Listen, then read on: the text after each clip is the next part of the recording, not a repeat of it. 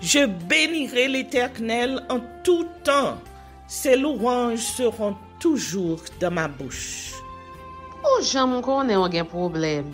Et puis qu'elle est content comme ça. Ah, m'pas caché, Dieu. Depuis que commence à lire Bible chaque jour, je senti charge problème moi yo sorti sous dôme. Oh, si c'est comme ça, moi pour aller couvrir acheter un Bible. Dégagez au marché. Mais en attendant, ou qu'attendez radio télévision d'espoir? Radio Vision d'Espoir.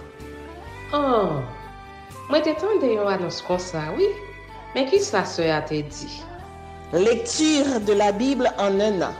Une émission qui vous accompagne à la découverte des trésors cachés de la parole de Dieu sur Radio Télévision d'Espoir.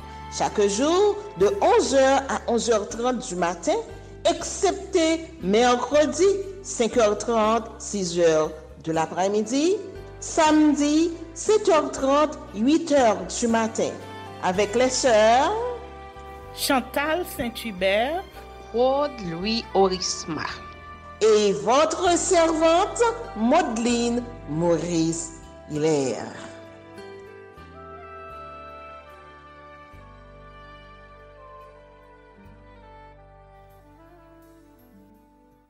Saint-Esprit de Dieu, fais-nous la grâce de jouir de ta présence durant cette lecture qui enseigne, convainc, corrige, instruit et qui sauve.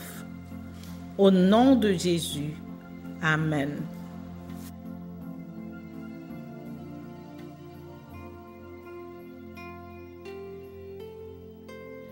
Exode, chapitre 21.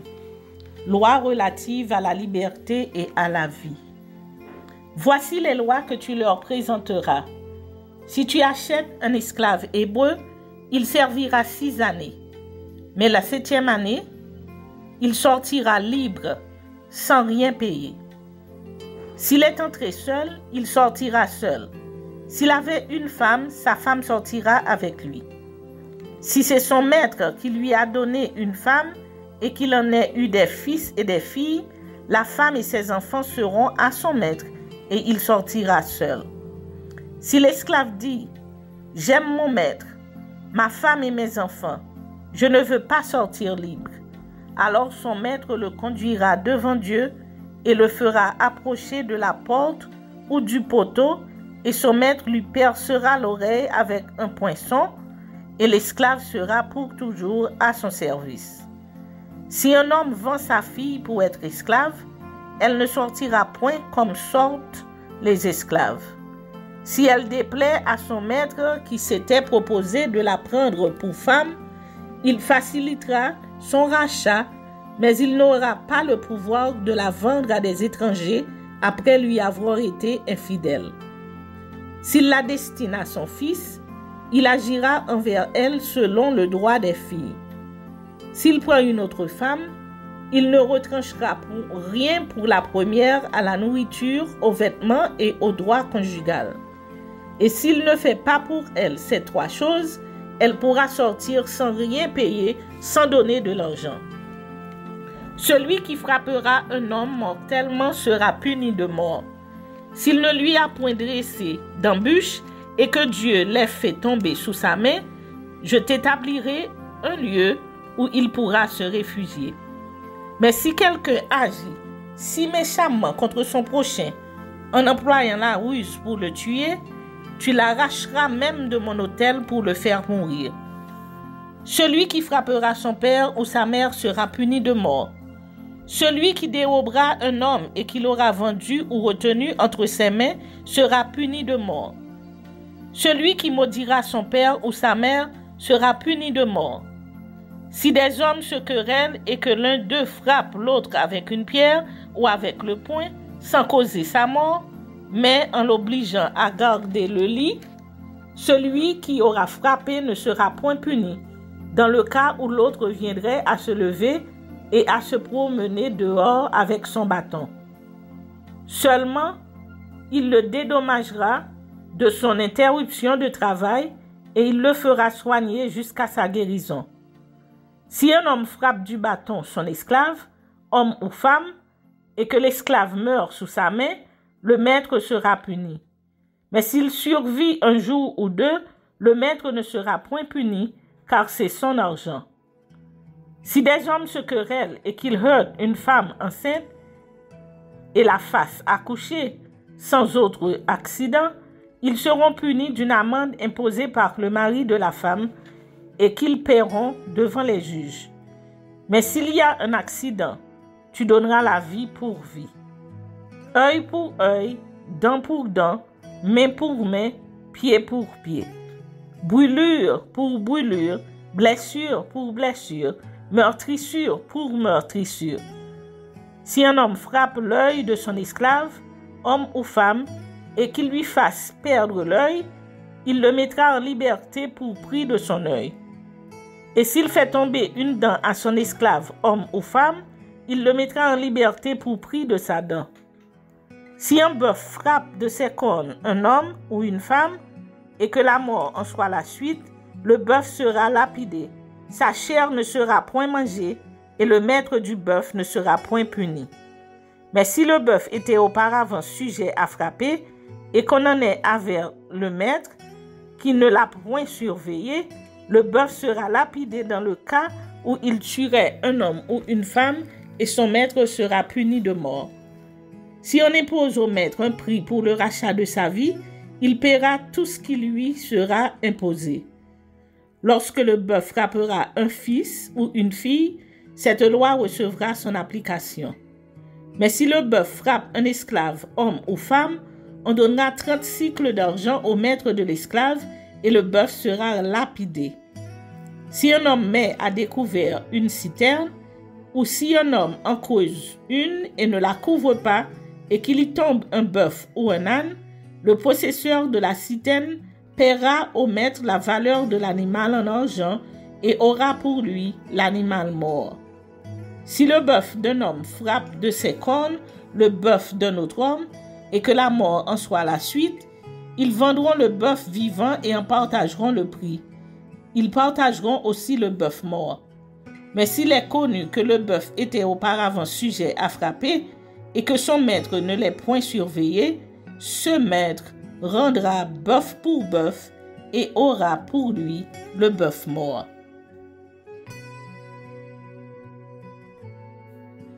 Exode, chapitre 22. Loi relative à la propriété et aux mœurs. Si un homme dérobe un bœuf ou un agneau et qu'il l'égorge ou le vende, il restituera 5 bœufs pour le bœuf et 4 agneaux pour l'agneau. Si le voleur est surpris dérobant avec effraction et qu'il soit frappé et meurt, on ne sera point coupable de meurtre envers lui. Mais si le soleil est levé, on sera coupable de meurtre envers lui. Il fera restitution. S'il n'a rien, il sera vendu pour son vol. Si ce qu'il a dérobé, bœuf, âne ou agneau, se trouve encore vivant entre ses mains, il fera une restitution au double. Si un homme fait du dégât dans un champ ou dans une vigne, et qu'il laisse son bétail paître dans le champ d'autrui, il donnera en dédommagement le meilleur produit de son champ et de sa vigne. Si un feu éclate et rencontre des épines, et que du blé en gerbe ou sur pied, ou bien le champ soit consumé, celui qui a causé l'incendie sera tenu à un dédommagement. Si un homme donne à un autre de l'argent ou des objets à garder, et qu'on les vole dans la maison de ce dernier, le voleur fera une restitution au double dans le cas où il serait trouvé. Si le voleur ne se trouve pas, le maître de la maison se présentera devant Dieu pour déclarer qu'il n'a pas mis la main sur le bien de son prochain.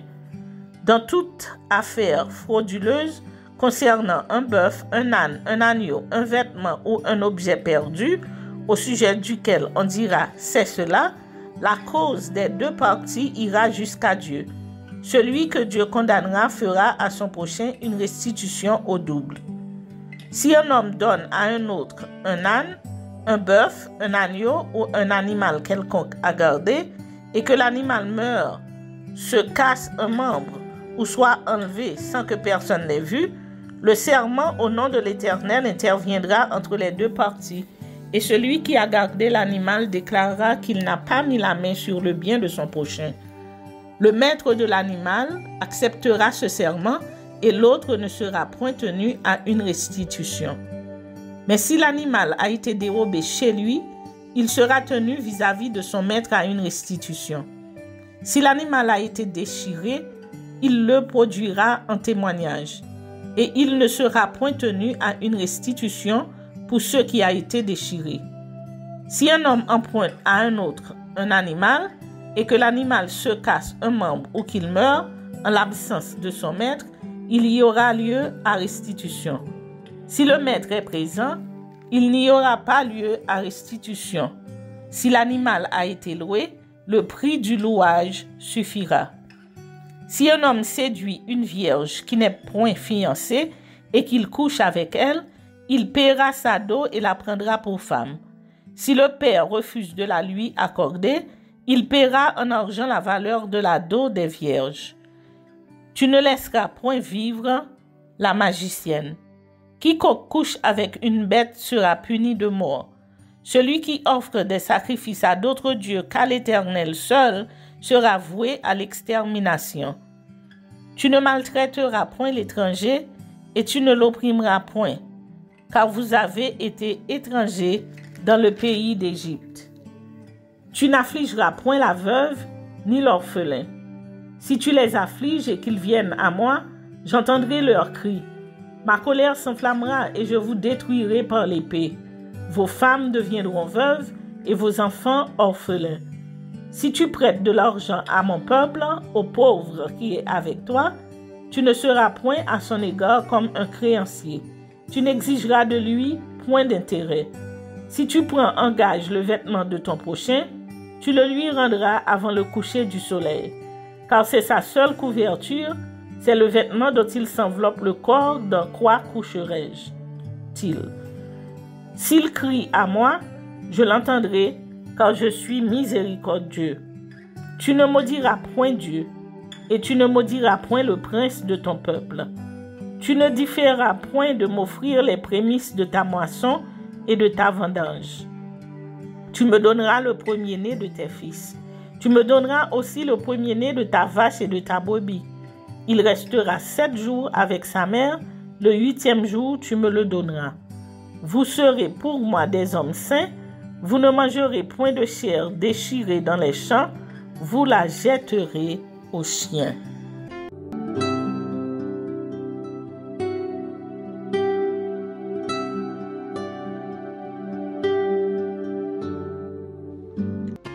Psaume chapitre 87. Des fils de Corée, psaume cantique. Elle est fondée sur les montagnes saintes. L'Éternel aime les portes de Sion, plus que toutes les demeures de Jacob.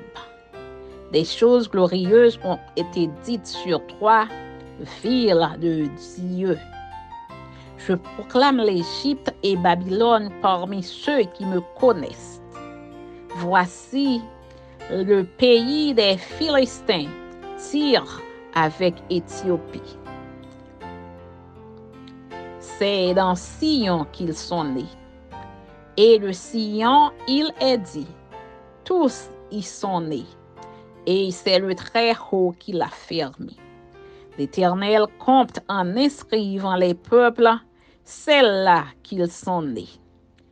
Et ceux qui chantent et ceux qui dansent s'écrient, tous mes sources sont en toi.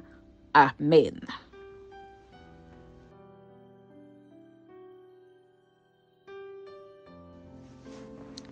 Psaume chapitre 88. Cantique. Psaume des fils de Corée. Au chef des chantres, pour chanter sur la flûte, cantique d'Héman, l'Esrachites. Éternel, Dieu de mon salut, Je crie jour et nuit devant toi. Que ma prière parvienne en ta présence. Prête l'oreille à mes supplications. Car mon âme est rassasiée de maux et ma vie s'approche du séjour des morts. Je suis mise au rang de ceux qui descendent dans la fosse. Je suis comme un homme qui n'a plus de force. Je suis étendu parmi les morts, semblable à ceux qui sont tués et couchés dans le sépulcre, à ceux dont tu n'as plus le souvenir et qui sont séparés de ta main. Tu m'as jeté dans une fosse profonde, dans les ténèbres, dans les abîmes. Ta fureur s'appesantit sur moi et tu m'accables de tous tes flots. Tu as éloigné de moi mes amis. Tu m'as rendu pour eux un objet d'horreur. Je suis enfermé et je ne puis sortir. Mes yeux se consument dans la souffrance. Je t'invoque tous les jours, ô Éternel. J'étends vers toi les mains. Est-ce pour les morts que tu fais des miracles? Les morts se lèvent-ils pour te louer? Parle-t-on de ta bonté dans le sépulcre, de ta fidélité dans l'abîme? Tes prodiges sont-ils connus dans les ténèbres et ta justice dans la terre de l'oubli? Ô Éternel, j'implore ton secours et le matin ma prière s'élève à toi. Pourquoi, Éternel, repousses-tu mon âme? Pourquoi me caches-tu ta face? Je suis malheureux et moribond dès ma jeunesse. Je suis chargé de tes terreurs. Je suis troublé. Tes fureurs passent sur moi. Tes terreurs m'anéantissent. Elles m'environnent tout le jour comme des eaux. Elles m'enveloppent toutes à la fois. Tu as éloigné de moi amis et compagnons. Mes intimes ont disparu. Amen.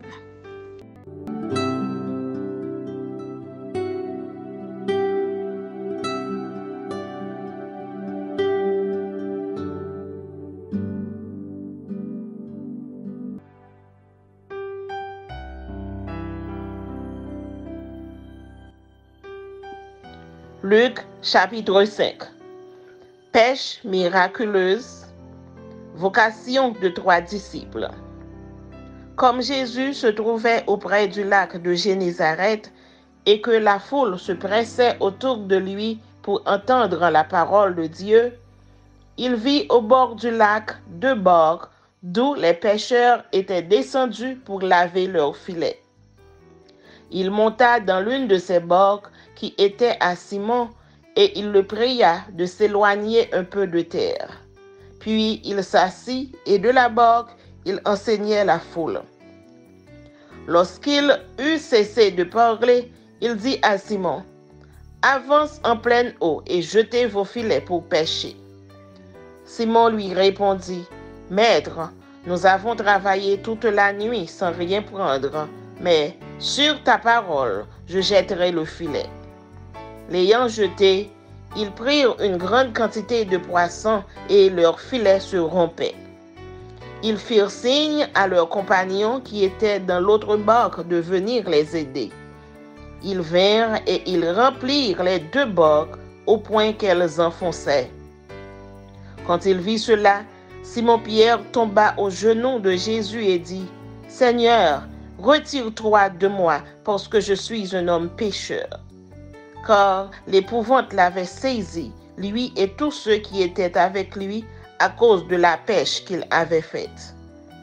Il en était de même de Jacques et de Jean, fils de Zébédée, les associés de Simon. Alors Jésus dit à Simon, « Ne crains point, désormais tu seras pêcheur d'hommes. » Et ayant ramené les barques à terre, ils laissèrent tout et le suivirent. Guérison d'un lépreux et d'un paralytique. Jésus était dans une des villes, et voici, un homme couvert de lèpre, l'ayant vu, tomba sur sa face et lui fit cette prière. « Seigneur, si tu le veux, tu peux me rendre pur. Jésus étendit la main, le toucha et dit, je le veux, sois pur. Aussitôt, la lèpre le quitta. Puis il lui ordonna de n'en parler à personne. Mais, dit-il, va te montrer au sacrificateur et offre pour ta purification ce que Moïse a prescrit, afin que cela leur serve de témoignage. Sa renommée se répandait de plus en plus et les gens venaient en foule pour l'entendre et pour être guéris de leur maladie. Et lui, il se retirait dans les déserts et priait. Un jour, Jésus enseignait. Des pharisiens et des docteurs de la loi étaient là assis, venus de tous les villages de la Galilée, de la Judée et de Jérusalem, et la puissance du Seigneur se manifestait par des guérisons. Et voici des gens portant sur un lit un homme qui était paralytique, cherchaient à le faire entrer et à le placer sous ses regards. Comme ils ne savaient pas où l'introduire à cause de la foule, ils montèrent sur le toit et ils le descendirent par une ouverture avec son lit au milieu de l'assemblée devant Jésus. Voyant leur foi, Jésus dit, « Homme, tes péchés te sont pardonnés. » Les scribes et les pharisiens se mirent à raisonner et à dire, « Qui est celui qui profère des blasphèmes? Qui peut pardonner les péchés si ce n'est Dieu seul? » Jésus, connaissant leurs pensées, prit la parole et leur dit, « Quelle pensée avez-vous dans votre cœur? Lequel est le plus aisé de dire, tes péchés te sont pardonnés, ou de dire, lève-toi et marche? Or, afin que vous sachiez que le Fils de l'homme a sur la terre le pouvoir de pardonner les péchés, je te l'ordonne, dit-il au paralytique, lève-toi, prends ton lit et va dans ta maison. Et à l'instant, il se leva en leur présence, prit le lit sur lequel il était couché et s'en alla dans sa maison, glorifiant Dieu. Tous étaient dans l'étonnement et glorifiaient Dieu. Remplis de crainte, ils disaient, « Nous avons vu aujourd'hui des choses étranges. » Vocation de Lévi. Après cela, Jésus sortit, et il vit un publicain nommé Lévi, assis au lieu des péages. Il lui dit, « Suis-moi. » Et laissant tout, il se leva et le suivit. Lévi lui donna un grand festin dans sa maison, et beaucoup de publicains et d'autres personnes étaient à table avec eux. Les pharisiens et les scribes murmurèrent et dirent à ses disciples, « Pourquoi mangez-vous et buvez-vous avec les publicains et les gens de mauvaise vie? » Jésus, prenant la parole, leur dit, « Ce ne sont pas ceux qui se portent bien qui ont besoin de médecins, mais les malades. Je ne suis pas venu appeler à la repentance des justes, mais des pécheurs. » Question sur le jeûne. Ils lui dirent, « Les disciples de Jean, comme ceux des pharisiens, jeûnent fréquemment et font des prières, tandis que les tiens mangent et boivent. » Il leur répondit, « Pouvez-vous faire jeûner les amis de l'époux pendant que l'époux est avec eux? Les jours viendront où l'époux leur sera enlevé, alors ils jeûneront en ces jours-là. » Il leur dit aussi une parabole. Personne ne déchire d'un habit neuf un morceau pour le mettre à un vieil habit. Car il déchire l'habit neuf et le morceau qu'il en a pris n'est pas assorti au vieux. Et personne ne met du vin nouveau dans de vieilles outres. Autrement, le vin nouveau fait rompre les outres, il se répand et les outres sont perdues. Mais il faut mettre le vin nouveau dans des outres neuves. Et personne, après avoir bu du vin vieux, ne veut du nouveau, car il dit, le vieux est bon.